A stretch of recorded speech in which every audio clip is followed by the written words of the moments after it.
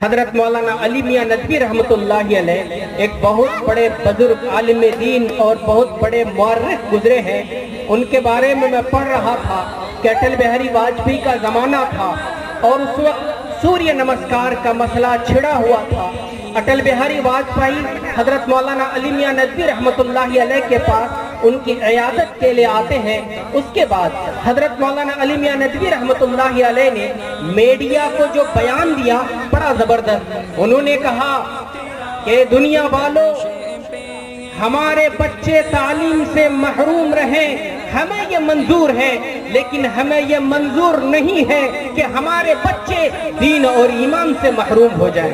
ہمارے بچے ذہن و دماغ میں یہ بسا لیں کہ ہم جو کچھ پڑھ رہے ہیں یہ صرف اور صرف اللہ کے لیے پڑھ رہے ہیں. جہاں اللہ سے ہمیں دور کرے گا تو ہمیں ایسی تعلیم قطعاً دوبارہ نہیں ہے.